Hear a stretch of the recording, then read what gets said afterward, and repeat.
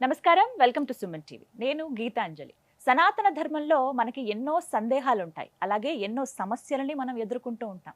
వీటన్నింటికీ కూడా ఒక పరిష్కారం ఉంటుంది అని చెబుతారు. వాటిని నివృత్తి చేసేందుకు, మనకున్నటువంటి సందేహాలకి ఒక సమాధానం ఇచ్చేందుకు ప్రస్తుతం మనతో పాటు ఉన్నారు శ్రీ విద్యాపీఠం వ్యవస్థాపకులు. గత 45 సంవత్సరాలుగా శ్రీ విద్య ఉపాసన చేస్తూ ఎంతో మందికి మంత్రోపదేశం చేసిన శ్రీ గురు కరుణామయ్య గారు మనతో పాటు ఉన్నారు. గురుగారితో మాట్లాడి మరిన్ని విషయాలు తెలుసుకుందాం. గురుగారు నమస్కారం అండి. నమస్కారం మామ్. గురువుగారు, నా ప్రశ్న, ప్రతినిత్యం పూజ చేస్తాము, వీలు పడనప్పుడు ఓకే ఒకసారి దైవనామస్మరణ చేసుకుంటాం, మన పనుల్లో మనం నిమగ్నం అయిపోతాం. ఇందులో భాగంగా ప్రతినిత్యం పఠించవలసిన మంత్రాలు ఏమైనా ఉన్నాయా? ఇవి పఠిస్తే అప్పటికప్పుడు ఆ ఆపదల నుంచి బయటపడటం కానీ, శక్తి రావటం కానీ, నిస్సత్తువ పోయి ఉత్తేజం అవ్వటం కానీ, ఇలాంటివి జరిగి ప్రతినిత్యం మేము పఠించవలసిన మంత్రాలు కానీ, స్తోత్రాలు కానీ, ఏవైనా శ్లోకం కానీ ఏదైనా? మీరు మంత్రం అన్నారు, పొరపాటు నేనే మంత్రం చెప్తే పక్కన ఇంకోళ్ళు అన్న బీజాక్షరాలు చదవకూడదు, మంత్రం చదవకూడదు అని మళ్ళీ మీ వాళ్ళే ఎవరో అంటారు. అంచేత నొప్పింపక తానవ్వక తప్పించుకు తిరుగు, అది వాళ్ళు చెప్పింది. కలిసిపోయి తిరుగువాడు ధన్యుడు సుమతి. తప్పించుకుంటే ఎక్కడికి పోతాం మనం? ఆయన రోజుల్లో అది చెల్లింది. మీరు పద్యం అడిగారేమో అనుకున్నా. సో నొప్పింపక తానవ్వక కలిసిపోయి తిరిగివాడు ధన్యుడు సుమతి. ఈ కాలంలో అంచేత మధ్య మార్గంగా చెప్పాలంటే పెద్ద పెద్ద మంత్రాలు అక్కర్లేదమ్మా, చిన్న మంత్రాలు. శ్రీమాత్రే నమః ఎవరైనా చెప్పుకోవచ్చు.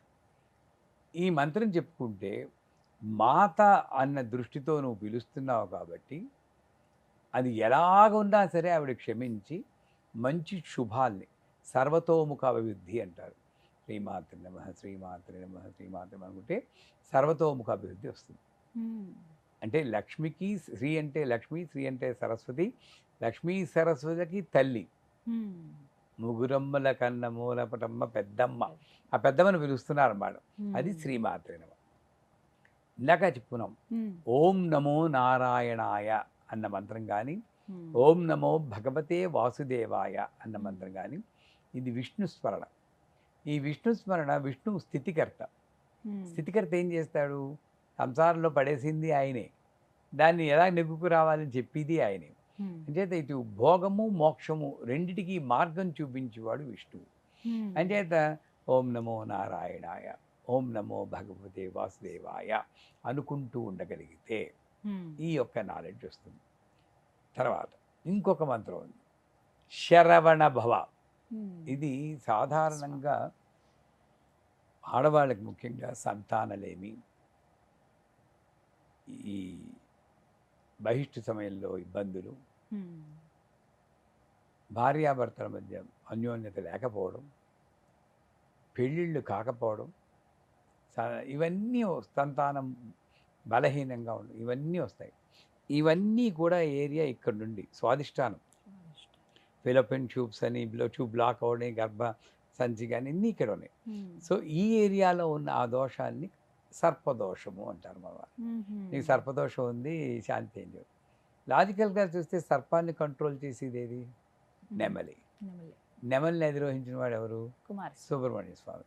అంచేత ఇటువంటి దోషాలని పోగొట్టే ఒకే ఒక షడక్షరీ మంత్రం అంటారు. ష. మీరు పలుకుతున్నప్పుడు నా నోటిని చూడండి. ష, ర, వ, ణ, భ, వ. అంటే నా నోట్లో నాలుక రకరకాలుగా తిరుగుతుంది. ఈ యొక్క కదలిక వల్ల ఈ నాలో ఉన్నటువంటి ఎంజైమ్స్ అనండి, కెమికల్స్ అనండి, ఇవి రకరకాలుగా ఉత్పత్తి చెంది నాలో ఉన్న కోపాన్ని, ఈర్ష్యని, కామక్రోధ లోభమోహ మదమాత్రాలని, అరిషడ్వర్గాలు 6 శత్రువుల్ని అదుపులో ఉంచే శక్తి శరవణభవ. సర్పదోషాన్ని అంతవరకు బాగా శరవణభవ, రా అన్న రాలాగే పలకాలి. శరవణభవ, శరవణభవ, శరవణభవ అని. ఇది మూడవ మంత్రం. మొదటిది శ్రీమాత్రే నమః, ఓం నమో భగవతే వాసుదేవాయ, ఓం నమో నారాయణాయ, ఓం నమ శివాయ, శరవణభవ. నెక్స్ట్ మంత్రం ఓం నమ శివాయ. శివజ్ఞానము అంటే బాగా సమస్యల్లో ఉన్నారు, ఇది సాల్వ్ అవ్వటం లేదు అని మీకు తెలుసు, ఇది సాల్వ్ అవ్వమేమో అని కూడా ఉంటుంది. ఇలాంటప్పుడు బ్యాక్ టు ద వాల్ అంటారు. అలాంటప్పుడు నేనేం చేయాలో నాకు తెలియదు.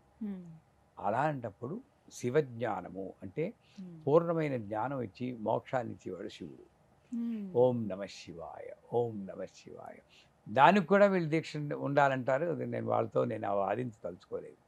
ఆ ఓం నమ శివాయ మంత్రం మీరు పఠిస్తూ ఉంటే ఆ శివుడు ఇక్కడ ఉంటాడు ఆజ్ఞాచక్రం. అక్కడ వర్తమానంలో ఉండి స్థితిని కలిగిస్తారు.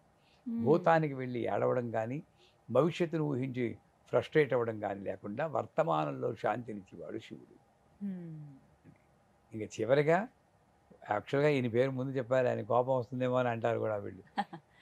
గణపతి విఘ్నేశ్వరుడు. అన్ని పనులు విఘ్నాలు సాగిపోతుంటే గం గణపతయే నమః. గణపతి. పూర్తిగా చెప్పాలంటే ఓం శ్రీం హ్రీం క్లీం గ్లౌం గం గణపతి సర్వధర్మే స్వామి దీనికి దీక్ష ఉండాలి. బట్ గం గణపతియే నమకి దీక్ష అక్కర్లేదు. నాకు అమెరికాలో ఒక సమస్య ఇచ్చాడు. అష్టావధానం శతావధానంలో అవధానాలకు ఇస్తూ ఉంటారు కదా గరికపాటి వారికి వాళ్ళకి. నాకు అవేమి తెలియవు. నాకు ఇచ్చిన సమస్య ఏమంటే ఒక 40 మంది అమెరికన్లకి భగవంతుడు అన్న పేరు లేకుండా శ్రీ విద్యను నేర్పించాడు. ఎలా అంటారు? భగవత్ శబ్దం రాకూడదు, శ్రీ విద్యను నేర్పించాడు. అమ్మా తెలుసుకుని మొదలెట్టాం. మంత్రం రాకూడదు, మంత్రం అన్న పదం రాకూడదు, భగవత్ అన్న పదం రాకూడదు. సో ఇదే ఫస్ట్ మొదలెట్టింది గమ్మే. అప్పుడు ఇగో లోయర్ రిఫ్లెక్సెస్లో మీకు యాంగరు లస్ట్ గ్రీడ్ ఉంటుంది. దాన్ని కంట్రోల్ చేయాలంటే ఒక సౌండ్ ప్రొడ్యూస్ చేయాలి base of the spinal cord దగ్గర నుండి. ఆ సౌండే gum. Can all of you say gum? ఆ గమ్ అన్నప్పుడు ఈ మజిల్స్ని ఇలా కంట్రాక్ట్ చేస్తూ చెప్పండి. మూలాధారాన్ని ఆ పదం వాడకుండా యాక్టివేట్ చేస్తూ ఇలా కంట్రాక్ట్ చేస్తూ చెప్పండి. అంటే ఇలా కూర్చున్నారు. గమ్ గమ్ గమ్ గమ్ గమ్ గమ్ గమ్ అన్నారు. వావ్, గ్రేట్, గణపతి అయిపోయింది అక్కడ. అలాగే ఒక్కొక్క చక్రానికి శబ్దాల్లో పెట్టుకుని వాళ్ళు మొత్తానికి శ్రీ విద్య అంతా నేర్పలేం, బేసిక్ నేర్పగలిగాం అమ్మదేవి వల్ల. అలాగా గమ్ అన్న బీజాక్షరం గణపతి సంబంధించింది. గమ్ అంటే కొంతమంది నార్త్ ఇండియన్స్ గం గణపతి అంటారు, ఆ హాఫ్ మాతలాగా. గం గణపతియే నమః. ఈ మంత్రాన్ని చెప్పుకుంటే విఘ్నాలు అన్నవి బయట లేవమ్మా, లోపల ఉన్నాయి. పూజ చేస్తుంటేనే ఫలిస్తుందో లేదో అన్న అనుమానం నా విఘ్నం. పిల్ల పెళ్లి చేస్తున్నప్పుడు ఇది సుఖంగా ఉంటుందో లేదో అన్న అనుమానం నా విఘ్నం. ఇలాగ ప్రతిదానికి అనుమానపడుతున్నా అటువంటి విఘ్నాలు తొలగించేవాడు కాబట్టి. అంచేత ఈ 5 మంత్రాలు మళ్ళీ ఒకసారి చెప్తాను. శ్రీమాత్రే నమః, ఓం నమో భగవతే వాసుదేవాయ, ఓం నమో నారాయణాయ, తర్వాత శరవణ భవ, తర్వాత ఓం నమ శివాయ, గం గణపతి నమః. అందరికీ డౌట్ వచ్చు, 5 చెప్పాలండి రోజు అంటారు. ఏది నీకు నచ్చితే కొన్నాళ్ళు అది చెప్పుకోండి, సరదాగాను అది చెప్పుకుంటూ ఉండండి. కాకపోతే ప్రతిరోజు కూడా ఇష్టపడుతూ చెప్పాలి. ఇది వస్తే చెప్తుంటే ఆనందం ఉంది అని. ఎన్నిసార్లు పఠించాలి? ఎన్నిసార్లు ఊపిరితో సమానంగా పఠితే పడుతుంది అంతసార్లు. ఉదాహరణకి ఇప్పుడు జపమాల చాలా మంది చేస్తూ ఉన్నారండి, వారికి నచ్చిన స్మరణ చేసుకుంటాం. అలా జపమాల ద్వారా ఇలా చేసుకోవచ్చు అంటారా? కాంట్రోవర్సీలో దింపడం మీ అలవాటు? అలా కాదు గురువుగారు, ప్రతినిత్యం కొంతమందికి అలవాటు ఉంటుంది. మా గురువు గారు చెప్తారు, జపమాల మంచిదే, కానీ దాంట్లో ఉన్న ప్రమాదం ఏమిటంటే ముందు ఇలా కూర్చుంటారు చాలా సర్దుకుని, ఇలా ఇది పెట్టుకుంటారు, ఈ జపమాల తిప్పుతుంటారు. ఈ తిప్పుతూ ఉన్నప్పుడు ఈ మాల ఎక్కడైనా అడ్డుకుందంటే అదొక ఇబ్బంది. ఈ కాన్షియస్నెస్ ఇక్కడ ఉంది. ఇలా కూర్చుని వాడు కొంచెంసేపటికి ఇంకా రాలేదే పెద్ద పూజ, ఇక్కడ కోసం ఇంకా ఓపిక ఉంటుంది, అక్కడ వచ్చేస్తుంది. ఇలాగే చేసి వాళ్ళే 99%. కాన్సన్ట్రేషన్ ఎక్కడుంది? పెద్ద పూస మీద ఉంది, పెద్దమ్మ మీద లేదు.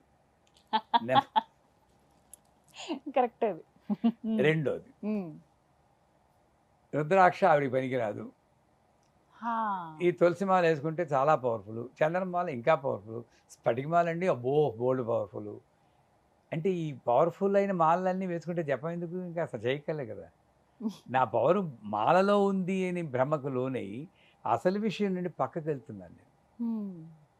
అంటే జపమాలే అక్కర్లేదు. అక్కర్లేదు.